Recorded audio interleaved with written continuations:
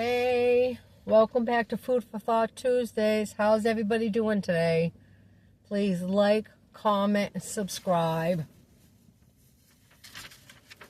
I like to read a lot of self-help books and stuff like that. Just to gain knowledge on certain things. That's why I be talking about certain things with you guys. I hope you do enjoy them. But today I'm going to talk about a book that I just read. It's called The Four Agreements by Don Miguel Ruiz. And these agreements we're going to talk about is agreements you make with yourself. Okay, the truths you think about yourself. It's not like agreements like loans and stuff like that. Papers you sign. You sign them in your head, you agree with them, and therefore it makes them real for you. Okay, that's the agreements we're going to talk about. The first agreement with yourself is be impeccable with your words. Okay? Words are extremely powerful. They manifest whatever is going on in your life. Okay? They can be pure magic.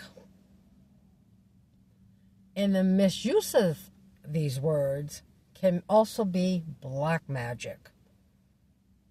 Okay? We're talking about words that affect you. Words that affect other people. Okay? They can be good and they can be bad. Impeccable comes from the Latin meaning without sin. Okay, a little bit of information.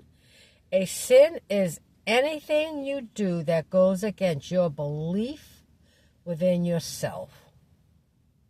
Okay, it's not the sins of stealing and everything. That's not what we're talking about. I'm talking about the sins within yourself. We make an agreement with what we hear only if we believe it is true. Okay? So if somebody says something about you and you really believe it's true, you make that agreement with yourself. Nobody's telling you nobody can tell you anything about yourself, okay, to make it be true, except for you. So you have to make that agreement with yourself. Gossiping is also a form of black magic. Think about it. When you do gossip about people and stuff, you are putting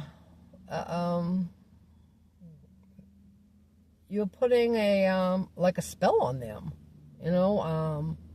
you, especially if they themselves believe it true. So say you're telling say you're talking about a coworker and you're calling them stupid, they can't do anything, blah blah blah, and you're saying their name, you're kind of putting that out in the air that they are. Okay? Then maybe if they hear that gossip, if they hear that lie about them, then if they agree with it, they're telling themselves they're stupid and stuff. So words are extremely powerful. So try real hard to make them count in a positive way. The second agreement. Don't take anything personally. You take things personally because you agree with what they said. If they say something, like I said, if you're stupid, they say you're stupid, and you agree with it, you took it personally because you agreed with it. You believe that about yourself. Their opinions of you have nothing to do with you directly. It comes from their own insecurities, which we all know this. Most people that talk about other people, especially all the time, those are things they feel about themselves. Okay? In some sort of way. It is the way they were programmed to see the world and not the way you see it. So don't take things personal, how they perceive the world, because you don't. You create an entire movie of your life in your mind. Therefore, you are the producer, the director, and the main character. Okay? Nobody can deter you from that. You writing your own life events. Agreement 3, don't make assumptions. Ask questions to clarify before guessing. Okay? Don't assume anything. You make an ass out of you and me when we assume. Clear communication about what is needed to best get transparency in a relationship. So when you're in a relationship, instead of assuming they know what you need, have that talk. It's the best way to get clarity of everything. Agreement 4, always do your best. No more and no less than your best. You don't have to always go above and beyond, but you do your best. Because when you overdo, you deplete your body and spend more energy than what is needed.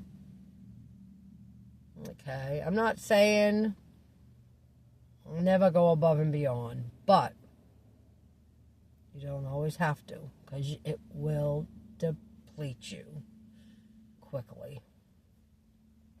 If you do less, then you feel guilty, unaccomplished, you regret it, and you do self-judgment on yourself, saying, I could have done better and stuff, okay? So, we don't need to prove anything, just be present. Even at your job or whatever. Do what is required and do the best. Every day. Okay? So I'm going to talk about the 3 masteries lead you to become a Toltec. Okay? Mastery of awareness. Being aware of who you truly are with all the possibilities. Stay in your truth. Be aware of who you are. 2, mastery of transformation. How to change and be free of domestication. Don't believe everything what everybody says. Be free of it and transform to what you want, not what somebody else wants. 3, mastery of intent. The part of life that makes the transformation of energy possible. It is life itself. Okay?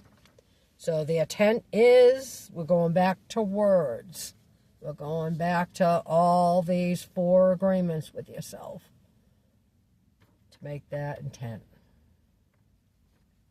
Okay? And you need to change your beliefs in your mind. Awareness. Take inventory of your self-limiting and fear-based beliefs. Forgiveness of oneself and others to order to keep judgment away. Right. Learn to live life as it was your last day. That one's a big one, I think. If you did that, you would be less stressed. You would be keeping focus on the good stuff, not the bad stuff. You would have you would stay in the present versus trying to what you got to do. You would be staying in the present moment at all times. But this is a very good book if you want to get it and read it, okay? When I'm reading these books, I'm just going to be doing outlines, the facts that matter to me, the important information I want to keep. If you have any comments about this book, have you read it, please let me know. And I hope you enjoyed our talk. And I will see you next Tuesday. Bye, everybody.